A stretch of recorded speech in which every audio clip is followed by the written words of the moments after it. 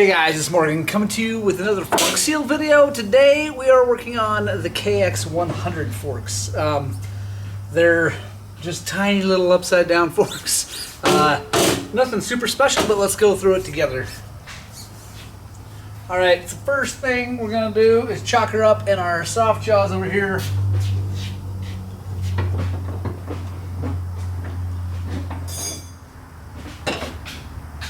Take our 30mm wrench.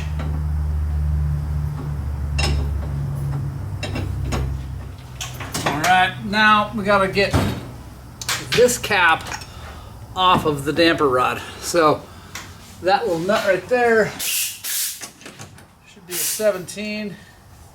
Yep.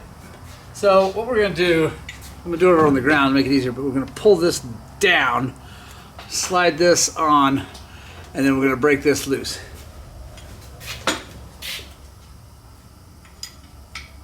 Go.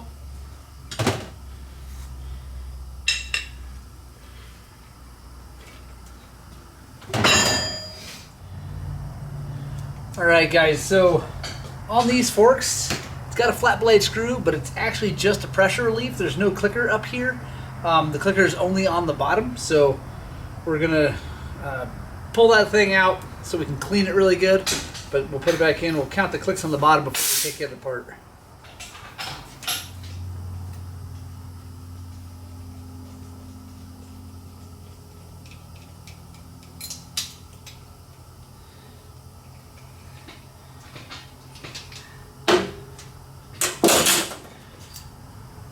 Spring, set down the tray.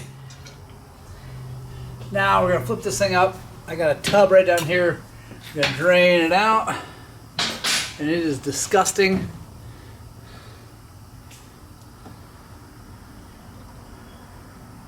Oh my gosh, I can't believe this thing even worked. Poor child. Alright guys, so now we're going to count the clicks here. We're going to count them on the way in.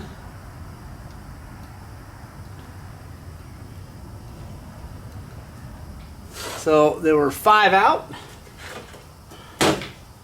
Now we're going to back it all the way out.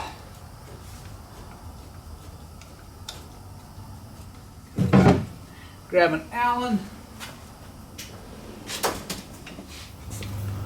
14mm Allen. I'm gonna go right down in on top of that, and what you have to do on this style fork is on the damper rod you pull it out, and then you're gonna have to just cock it over, just pull it a little bit to the side.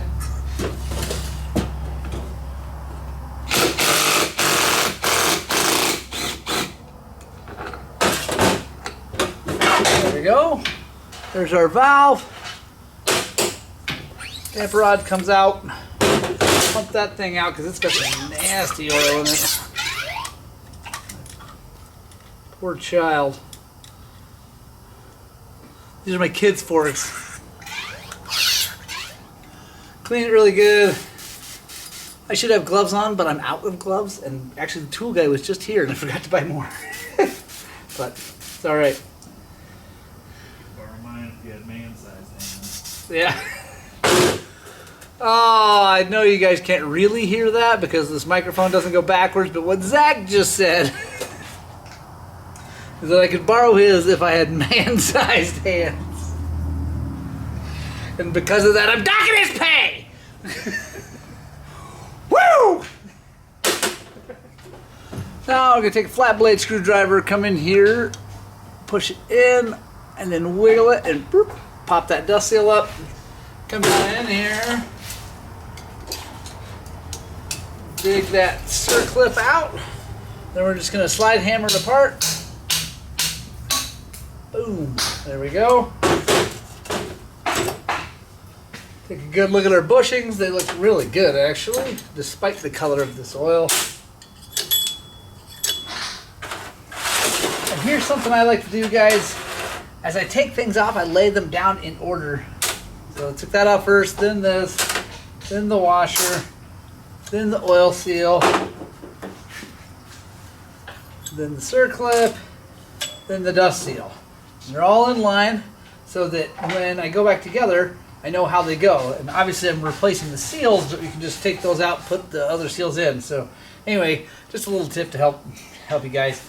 All right, now I gotta take all these things over and wash them out really good in the parts washer. I'll be right back. All right, got everything cleaned up really good. As always, I want to take a really good look at the fork tube, make sure there's no scratches.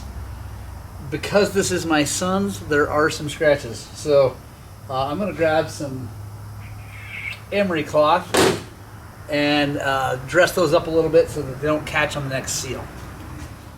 All right, so a little bit of emery cloth. This is 600 grit. Take it.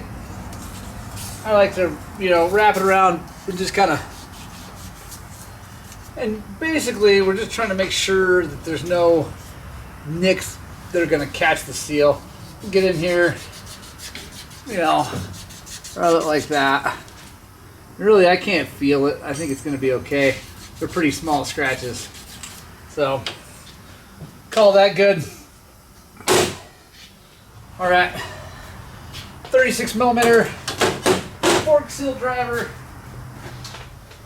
And today we're using all balls fork seals. That's because it's my kid's bike.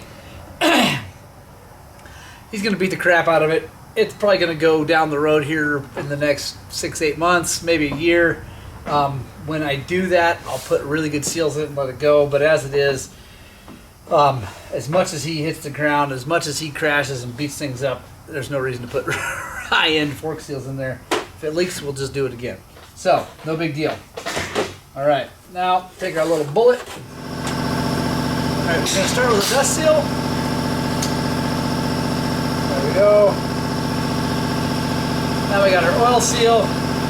And I do like to take just a little bit of grease. Run it around there just to reduce the stiction. Keep from wanting to maybe get hung up.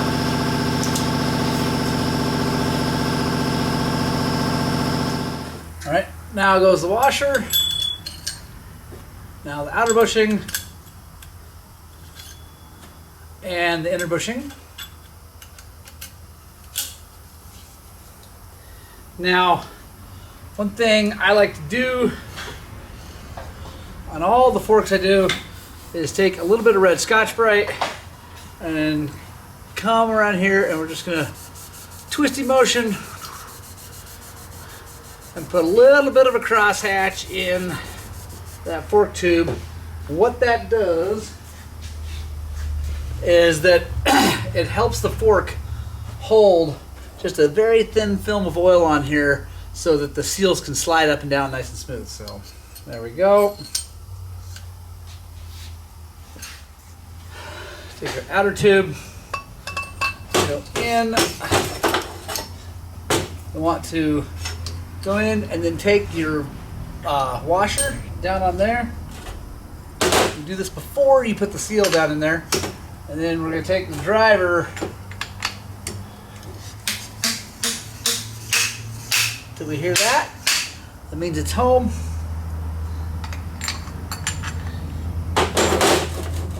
Then we take our fork seal.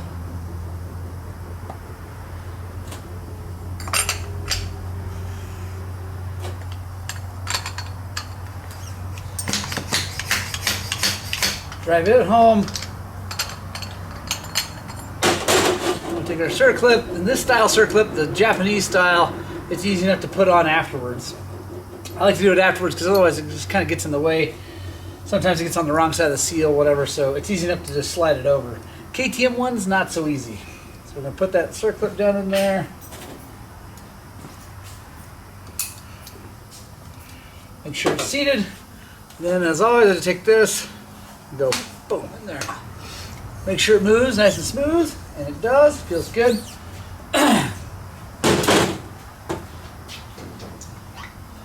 Now we'll take our damper rod, slide it in. And what I like to do is I reach in here with my finger and help guide it home into its position. Take our base, Started by hand, as always, so you don't foul up any threads. And then pull the damper rod out, just like you did when you're on taking it apart. Impact gun. You're going to hold it again. You're going to kind of cock it over, hold it.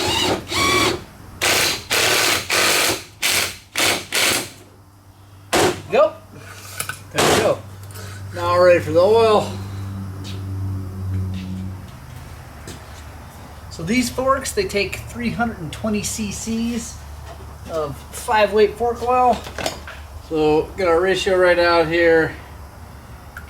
Get close to 320. It's not that critical that it's exactly 320. Because it is a range. It's actually like less than that to more than that is the range. But you know, we'll get it close. And then we're just gonna pour that in. You want to be careful because it wants, until you bleed that cartridge, it wants to come out the top. So you got to bleed that cartridge just slowly but surely, and then pour the rest of it in. And since we're dealing with an amount and not a level, you don't really have to bleed it anymore. You don't have to make sure you get all the air out because it will bleed itself. All the other forks will bleed themselves also. Not twin chambers, but open chamber forks like this, they'll all bleed themselves. The problem is that if you're trying to hit a oil height, if you've left a bunch of air in there before you put it together, that height can drop and then change the way the fork works. But on this, since we're just putting an amount in, it doesn't really matter. But we'll make sure it's moving up and down good. It is. We're going to take our nut, make sure that's all the way down on the damper rod. Take our spring.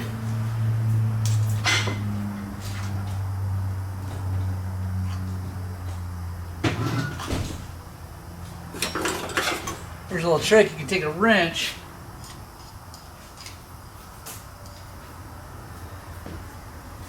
and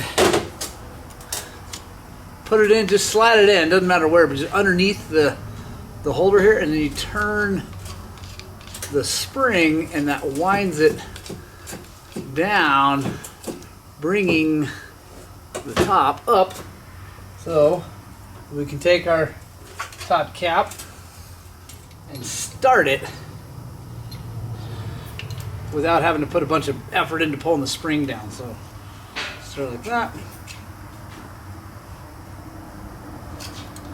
Then we can come back, take our wrench, put it there.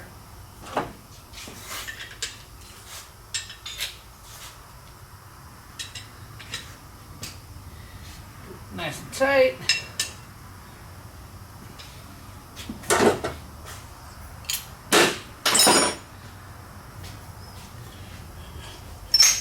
And there we go. Forks are done. Obviously tighten this down. I got to put the air screw back in, set the clickers, but we're good to go. I always like to chalk it back up in the soft jaws and just put a little bit of an 8 on it.